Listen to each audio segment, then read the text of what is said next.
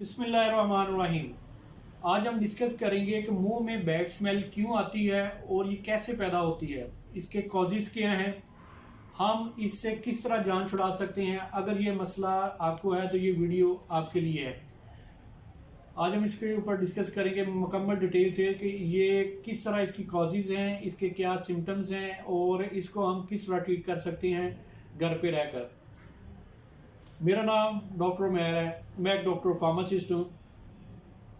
अगर आपने अभी तक मेरा चैनल सब्सक्राइब नहीं किया तो सबसे पहले मेरा चैनल सब्सक्राइब करेगा, आपको आने वाली इंफॉर्मेटिव वीडियो टाइम से मिल सके।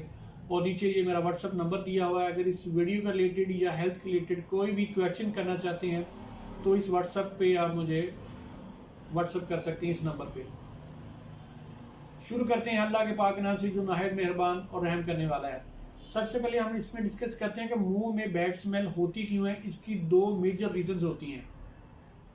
सबसे बड़ी इसकी जो रीजंस है वो है इंट्रा ओरल हेलिथोसिस। इंट्रा ओरल हेलिथोसिस में क्या होता है कि हमारे मुंह के अंदर जितने भी ये इसके रिलेटेड या जो भी डिजीज़ है उससे हमारा इन्फेक्शन होती है, जिससे हमारा ये मुंह में से बैड स्मेल आना शुरू हो जाती है। दूसरा इसमें एक्स्ट्रा ओरल हेलिथोसिस है। एक्स्ट्रा ओरल के मुंह से हट के कोई और डिजीज की वजह से, हमारी किसी और बॉडी ऑर्गन की वजह से हमारे वहाँ पे इन्फेक्शन हो के उससे स्मेल प्रोड्यूस हो रही है। और 90 से 95% ये मसला हमारे जो इंट्रा ओरल हेलिथोसिस है, मुंह के अंदर ही इसका जो इन्फेक्शन होती है, इसका जो हमारे मुंह से बैड स्मेल आती है।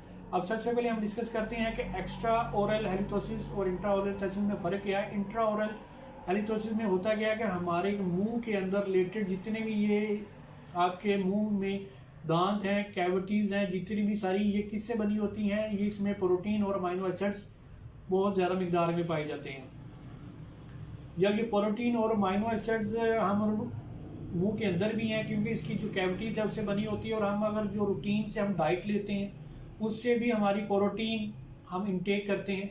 जब इसका प्रॉपर हम इसकी सफाई नहीं करते हैं, या इसमें कोई खला है, या इसमें कोई जो किसी दाढ़ के अंदर खोल है, या कोई ऐसा कोई चीज़ है जिसके अंदर कोई हमारा जो खाना वो वहाँ पे रह जाता है, बच जाता है, उसकी वजह से वहाँ पे वो अपनी जमा होके बैक्टीरिया जब उसकी डिग्रेडेशन करता है, हमारे अमीनो एसिड्स और प्रोटीन को तोड़ता है, तो उसकी वजह से सल्फर गैसेस प्रोड्यूस होती हैं। जो सल्फर गैसेस होती हैं वो बैड स्मेल पैदा करती हैं। जब अगर सल्फर गैसेस हमारे मुंह में से हम ब्रीथ लेते हैं, सांस लेते हैं, तो वो सल्फर गैसेस डिग्रेडेशन हो चुकी होती है हमारी अमीनो एसिड्स और प्रोटीन्स की, उसके नतीजे में जो सल्फर गैसेस पैदा होती हैं वो हमारी ब्रीथ की जब बाहर आती हैं तो नेक्स्ट जो अगला बंदा होता है उसको बैड स्मेल फील होती है, और इसकी वजह से हम तो ना किसी के पास बैठ सकते हैं और अगला बंदा भी हमसे उठाता है।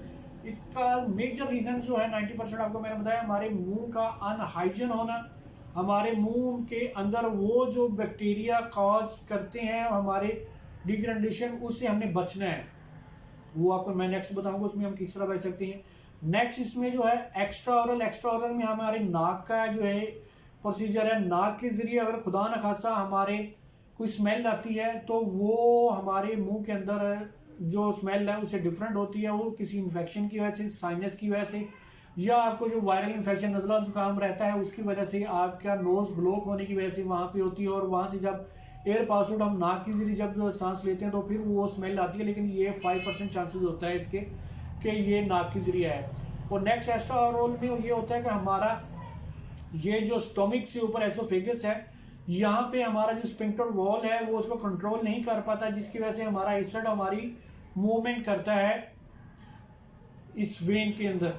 जब वो इस नाली के अंदर वो मूवमेंट करता है तो बार बार जो खाना एसिड हमारा है वो हमारे गले तक पहुँचता है, तो उसमें एसिडिटी लेवल बढ़ जाता है, जिससे हमारे ये गले में इन्फेक्शन हो सकती है, और उसकी वजह से भी हमें बैड स्मेल आ सकती है। 5% इनके चांसेस, और 90% हमारे ओरल मुंह के अंदर के जो है अनहाइजीन होने की वजह से होता है। अब ये हम इसको सबसे पहले इसकी घर में ट्रीटमेंट किस तरह कर सकते हैं। सबसे पहले तो हमने ये कोशिश करनी है कि हम अगर कुछ ज़्यादा मीठा इस्तेमाल ना करें, क्योंकि ज़्यादा मीठा और बाकी जो अनहेल्दी चीज़ें हैं वो हमारी जल्दी हज़म नहीं होती, और उसके कुछ बाइट्स के ज़रिए हमारे जो मुंह में रुक जाते हैं, अगर हम उसकी प्रॉपर सफाई नहीं करते तो उसके ज़्यादा चांसेस बनते हैं वो सल्फर गैसेस प्रोड्यूस होने की। अब रात को आपने सोने से पहले टूथ ब्रश लाजमी करना है। कोशिश करें सुबह टाइम आप मसवाक इस्तेमाल करें, सुन्नत भी है और वो शफा भी है।